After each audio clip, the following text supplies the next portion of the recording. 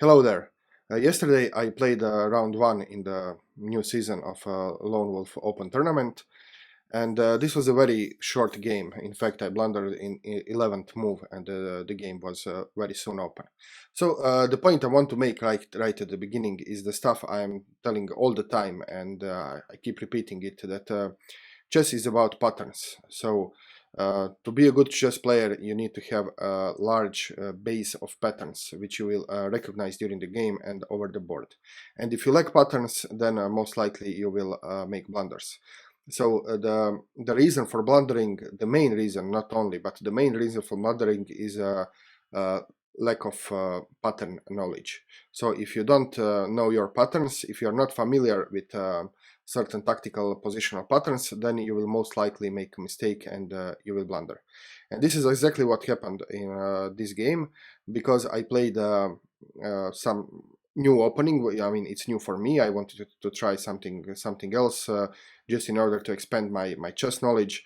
I wanted to change the openings I play from time to time, just to expose myself to different structures, to different situations, different kind of positions, and then hopefully I will grow in my chess understanding and knowledge.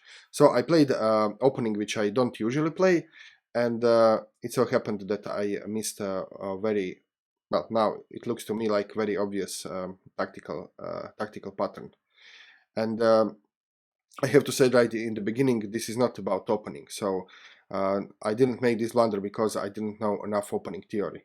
It's because I didn't know tactical patterns. So, like, also another thing I repeat all the time is don't blame the openings. So if you lose out of the opening, it's not the solution is not to take an opening book and to learn countless variations about opening. Well, the solution is that you should do tactics, increase your board vision, and by playing the same openings for some time, you will get the idea of basic tactical patterns. Okay, so let's go to the game. My opponent opened with d4, and now I usually advise to play d5, so to immediately fight for the center. But another way to fight for the center is not to play d5, but to play e5, but not immediately, but prepare e5. So the principle is the same. You want to fight for the center, you want to contest the center, but you don't do this in passive way. So just, okay, now I will control this square, but you do this in more active way by immediately attacking the center. So this is why I wanted to try this approach. I played d6, so d6 is preparing e5. He played knight f3. Now he wants me to he wants to prevent me for playing e5, and I play a knight to d7. So this is the idea. I don't want to put my knight on c6, because then I will block my c pawn, and this is a deliberating move in the queen's pawn openings for black most of the time. And in this way I'm also controlling e5 and preparing e5. So this was the idea. He played g3, and now I played e5. So my main goal is done. He took the pawn. This is not something to recommend. So usually, as a rule of thumb, you want to keep the tension in the center. So if there is a tension in the center, whoever breaks the tension will be worse. So usually, if you look at the database and the games, this move is very rare. Usually people just tend to keep the tension and play something like c4, maybe later e4, and they keep the tension as long as it makes sense. So I think my opponent made a little opening mistakes, but on this level it doesn't really matter so much. So d takes e5, d takes e5. He developed bishop g2. I am now developing my knight on the normal square, so knight g to f6. He castled. I want to castle myself, so I have to develop this bishop. Now I have several squares in which I can develop the bishop. I'm not really sure which square is the best, but somehow I went for the safe solution. So this bishop here is blocking my king, which probably is not so important here, but also it protects this knight of being pinned. It is a little bit passive, but okay, I'm playing as black, so I thought that I would just go for something which is safe and solid, since I don't know this opening so good. So he played the knight to c3. Again, I'm not sure about his move, because now he's blocking his c pawn, and he also wants to fight for the center by playing c4. So blocking c pawn, I don't think it's justified here. Maybe he should play c4 first and then bring his knight back, or try to develop the knight some other way. Okay, knight to c3. I castled, so just normal developing moves. He played b3, so he wants to fianchetto his other bishop. I played c6, so c6 is the usual move combined with this e5, so e5 and c6 kind of go together. You see that by this move I'm dominating his knight, and I'm also fighting for the center, and I'm making this c7 square as a possible development square for my queen, which will also then guard e5 square. So these are some ideas. He played knight d2, but he probably now wants, he's thinking maybe of playing f5 in the future. This is usually why people tend to move this knight. Maybe he wants to activate his bishop, or maybe he wants to bring his knight over the queen side. So this is a very flexible move. There are plenty of possibilities later. Queen c7, so now I'm developing the queen, and the idea of developing queen here is to guard e5, but also I want to, you see that I have the problem with light square bishop, like black usually does in queen's pawn openings, and I'm looking in the future to fianchetto my bishop, and then contest his fianchettoed bishop, and then this queen comes handy because she's guarding b7. So this queen has multiple purposes here. He played bishop to b2, so he's developing, and now, okay, now I have to think what to do. I have several moves on disposal.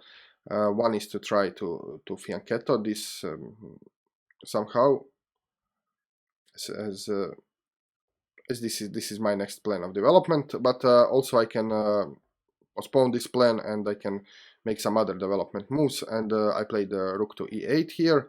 So I'm trying to overprotect this pawn, and this bishop can go to f8 maybe in some variations, then opening my rook. Maybe this bishop can go to some more active square. They're also planning of fianchetto this bishop after the development. It depends how the game goes. And he played a4. And now this is the moment I blundered. So be free to pause the video and find the losing move for black. So seriously, try to, you can do it as an exercise. So pause the video and try to find the move in which I played, which looks logical, but is actually a losing blunder. Okay, I will give you a few seconds to pause the video. Okay, I hope you did find the losing move. And the losing move is in this position, b6.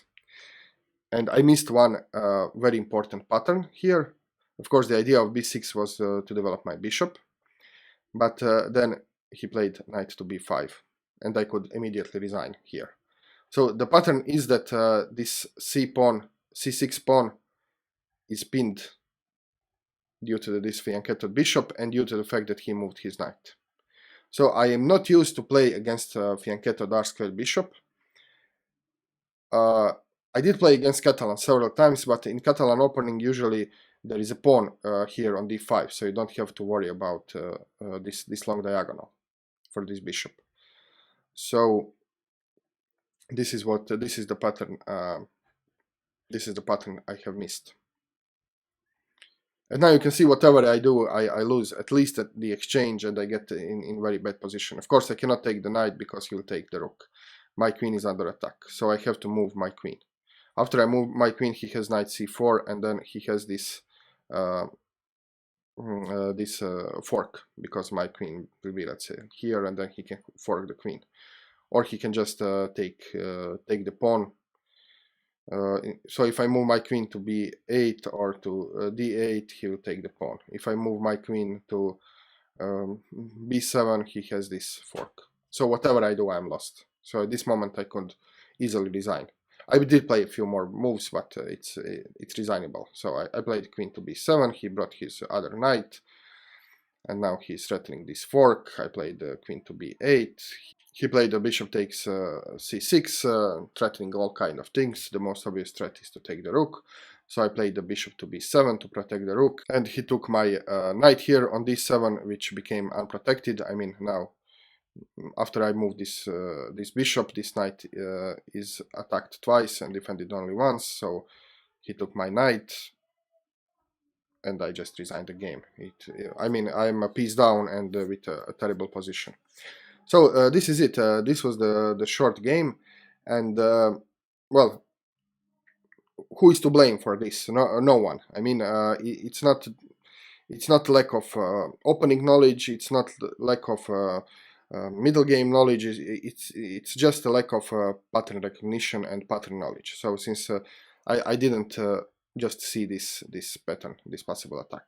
And by the way, if you look at the engine evaluation, I don't value engine evaluation much, especially in the opening phase. It can be very deceitful because the engine has its own algorithms to calculate the advantage, and in the opening phase, it's the advantage has the side who has easier game, who has more good moves on a disposal. So this is the human criteria of who is better out of opening, is the one who has more good moves on a disposal. Then he will have easier play, and he will less likely make a mistake, and so on.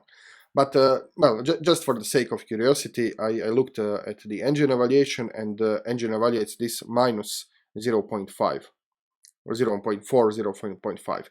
So computer thinks that black is much better, half a pawn up, in fact, in this position.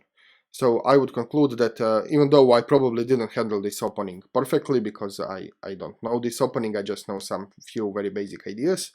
But I did handle this opening pretty much okay-ish, okay. And so I'm okay. I mean, I don't have any particular weaknesses. I managed to develop some of my pieces. I managed to castle. My queen is developed. The only problem I need to solve is the development of this bishop, and this can be very easily done. For example, I should have played here a6, so to prevent this this knight jump here, and then after a6 I could play either b5 or b6 and continue with my development, and I will be perfectly fine. So like I said, it's not the problem of lack of opening knowledge, but it's the problem lack of pattern recognition, pattern knowledge. And well, I hope this will be less and less with time as I do tactics. I do tactical puzzles. I'm currently 2300 rated on Lichess puzzles, so I do a decent amount of tactical puzzles, and well, I need experience in this opening, and then I guess I will make less blunders like this. Okay. This was it for today. Thank you very much for watching. I hope you liked this video. If you did, click the like button, subscribe to my channel, leave the comment below, and see you very soon with more chess. Cheers.